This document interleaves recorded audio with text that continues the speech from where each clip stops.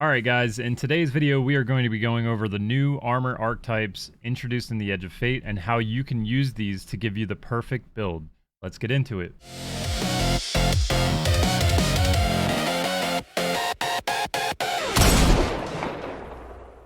Something that's really cool about this new system is that the numbers and values are set to the first two stats.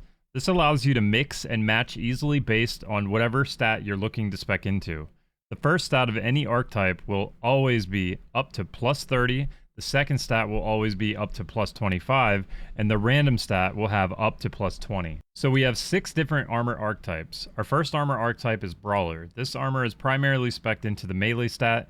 The secondary stat is going to be health, but honestly, in my opinion, health is an absolute wasted stat. But don't worry, there is another option when it comes to speccing into a melee build, which we will go over later. The second armor archetype is Gunner. This armor is primarily spec'd into the weapon stat, and its secondary guaranteed stat is Grenade.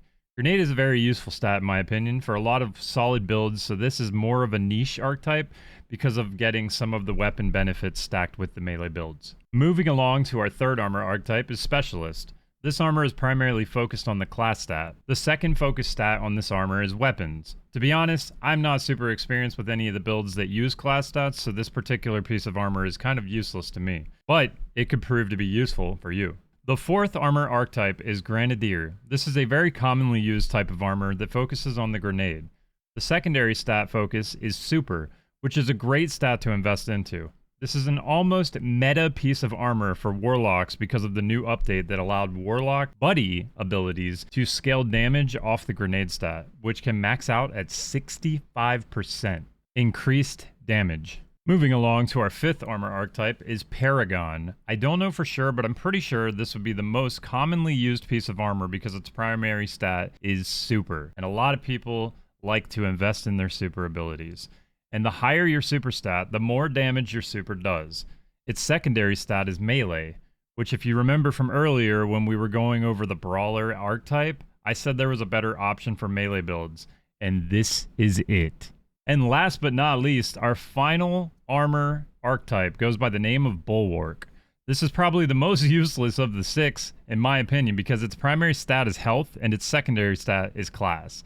I'm not a big PvP player, but when I ask people from my chat how to make PvP builds, they say that health is a very important stat to spec into. But if you're into PvP, this is one of the archetypes to go for. Now that you understand how armor archetypes work and how you can spec into your perfect build, let's dive a little deeper into really perfecting those stats that you're looking for.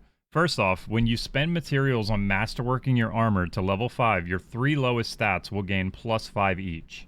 Next, let's talk about Tier 5 armor tuning. This doesn't come until you've worked your way up to level 450 plus and have started getting Tier 5 armor pieces. There will be an extra mod spot on your armor that will allow you to get plus 5 to a random stat in exchange for minus 5 to one of your other stats. An example is plus 5 super for minus 5 health, and honestly that's a solid trade-off. Since that tuning mod slot is RNG, you will have to farm for the one that you want.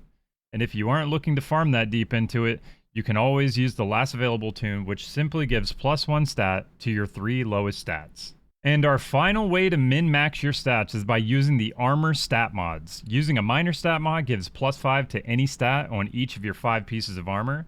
This gives you plus 25 stats to your total build.